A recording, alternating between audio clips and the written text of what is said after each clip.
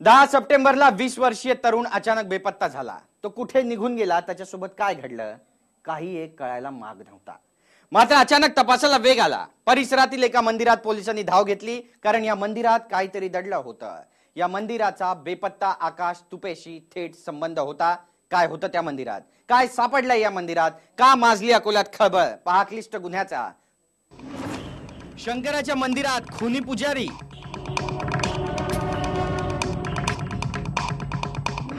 गर्दुल्ल्यांचं बस्तान, मंदिराचं केलं कब्रस्तान।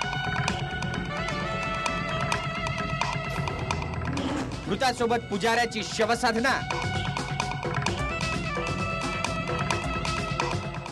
मित्राकडून मित्राचा घात, रक्तानं केला अभिषेक। देशी कट्टा, मस्करी थट्टा आणि फावड्याचे घाव।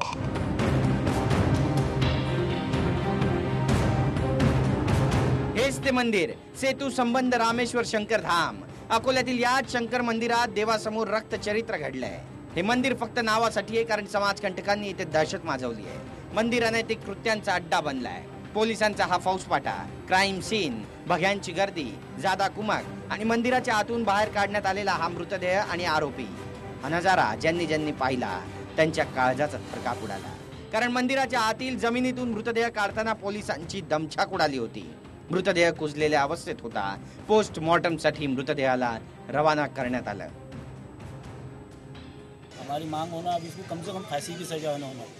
और ये मंदिर सब जुआ खाना और गंजेटी बना हुआ है, ये मंदिर को सील करने होना। ऐसा तो कुछ ये भी नहीं था, हम यहाँ नहीं थे। होता ये दोनों ने दारू पिए, उसके बाद महाराज ने उसको कैसा मारा, क्या मारा, इस माहिती। जबकि मेरी कोई दुश्मनी नहीं, कोई ये नहीं था इससे। आरोपींना फाशी द्या, मंदिर सील करा, अशी मागणी करणारे हे आहेत अशोक तुपे।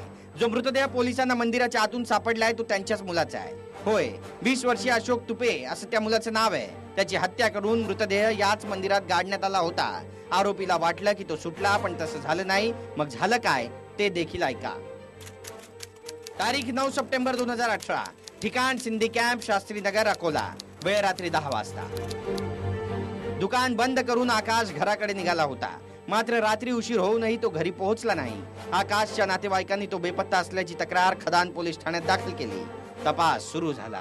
तपासादरम्यान 15 सप्टेंबर रोजी शास्त्रीनगर परिसरातील याच मंदिराच्या शौचालयाच्या टाकीत आकाशची चप्पल आढळली। त्या आधारावर पोलिसांनी मंदिराचा पुजारी विठ्ठल भारती भोवती तपास केंद्रित केला। पण भारती हा तर 9 सप्टेंबरच्या रात्रीपासूनच बेपत्ता होता। मग काय त्याचाही खून झाला होता का खुनी तोच होता? तपासादरम्यान मंदिराचा पुजारी हा अहमदाबाद इथे लपून बसल्याची माहिती पोलिसांना मिळाली। लागलीच पथक रवाना झालं। पुजारी सापडला आणि मग झाला खळबळजनक खुलासा। एक जे संशयित होता विठ्ठल सुखदेव भारती, वय वर्ष 28, हा त्या ठिकाणी या ठिकाणून गायब झालेला होता।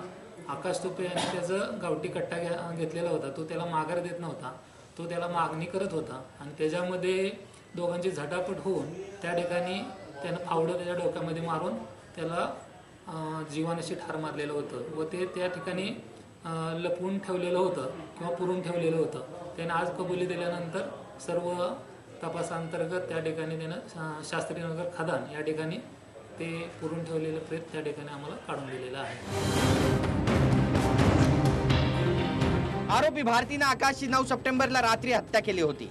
यानंतर कुणाला संशय येऊ नये म्हणून याच मंदिराच्या आवारात मृतदेह पुरून टाकला। आता मंदिराच्या परिसरात खोदकाम करून आकाशचा मृतदेह बाहेर काढण्यात आलाय। हा प्रकार पाहून आकाशच्या घरच्यांवर दुःखांचा डोंगर कोसळलाय। देशी कट्ट्याच्या वादातून आकाशची हत्या केल्याची कबुली आरोपी विठ्ठलनं दिली आहे।